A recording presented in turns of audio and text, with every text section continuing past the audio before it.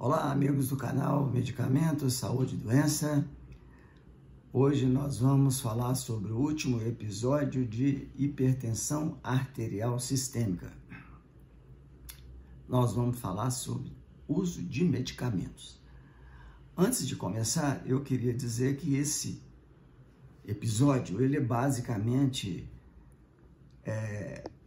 destinado a pessoas que têm mais conhecimento ou estão estudando para entender melhor esse assunto, que é um assunto muito técnico e que, devido ao grande número de inscritos no meu canal serem adultos, jovens, muitos deles estudantes, outros já profissionais, então esse capítulo ele é muito endereçado a usuários não. Os usuários vão entender um pouco sobre o assunto, mas não para usar, não para fazer uso, apenas para entenderem. Ninguém vai tomar atitude sozinho, né? Só cumprir o que quem prescreveu vai colocar. Bom, então, uso de medicamentos. Quando é que nós vamos usar medicamentos? Normalmente a gente começa a usar medicamentos em hipertensão quando tudo aquilo que a gente tentou sem uso de medicamento não deu certo, né? Tentamos, às vezes, diminuir sal, baixar peso, fazer exercício, uma série de situações, dieta balanceada e tudo, só que não resolveu. Então, tem que começar a usar medicamentos, é a forma. Isso não quer dizer que as outras coisas que foram propostas vão deixar de lado, não. Uma coisa é junto com a outra, né? Quais são as classes mais comuns de medicamentos usados hoje? Há muito tempo já, né? Alguns são mais novos, mas os que a gente usa, basicamente, a gente chama daqueles velhinhos, que sempre funciona, sempre funcionaram, e a maioria das vezes não tem necessidade nenhuma de você ficar usando medicamento novo, né? Que são mais caros e nem sempre são muito melhores que os outros. Os outros funcionam muito bem. Em primeiro lugar, os diuréticos, né? Aqueles que reduzem o volume de líquido no corpo, né? Se ele reduz o número de líquido, ele reduz também a pressão arterial, né? Exemplos: hidroclorotiazida, furosemida. O segundo são os inibidores das enzimas conversoras de angiotensina, muito conhecido como ECA, né? Eles relaxam os vasos sanguíneos, reduzindo a resistência ao fluxo do sangue, né? Dessa forma, o sangue passa mais fácil, diminui a pressão. Exemplos típicos deles são enalapril e captopril. Tem outros.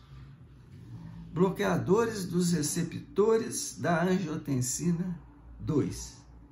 Eles são igualzinho ao ECA. A diferença que eles têm é que quando o ECA, às vezes as pessoas começam a usar, começam a tossir muito, ele provoca tosse, às vezes. Eu uso há 15 anos, nunca tive tosse, mas tem gente que tem. Aí, no caso, pode passar, para não ficar diferente o tratamento, passa por um desses, né? Que seria, no caso, por exemplo, não vamos falar na frente quem são, né?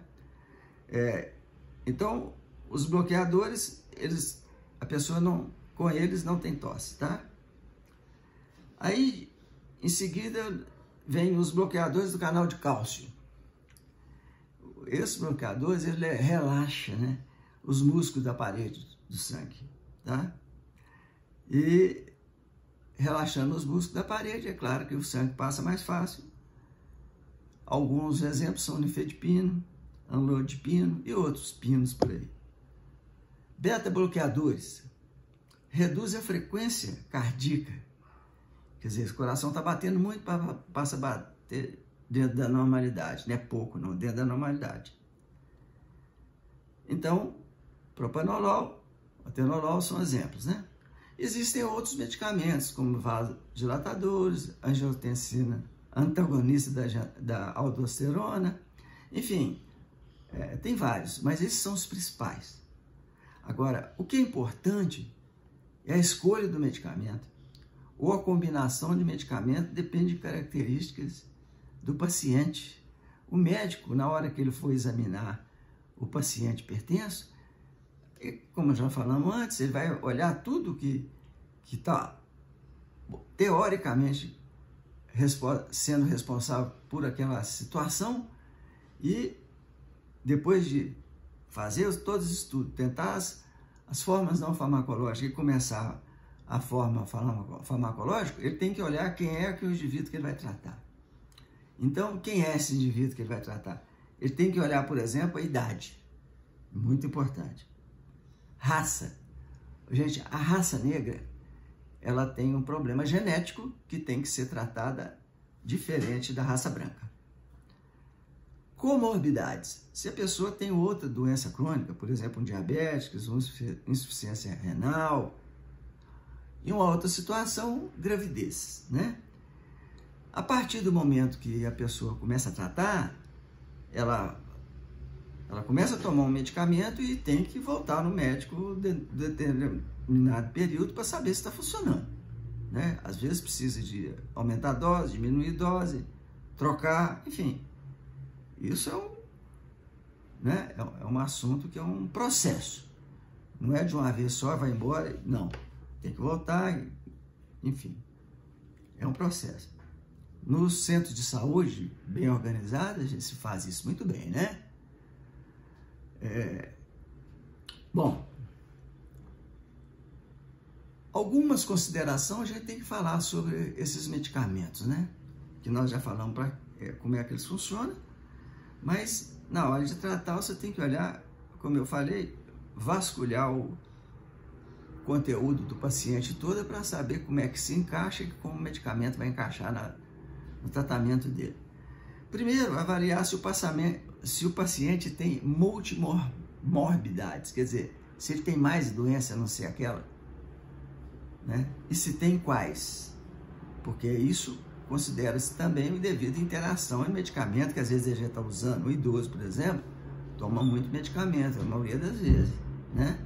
E no caso de ele estar tomando outro medicamento, o médico tem que olhar o que ele está tomando para não haver conflito, né?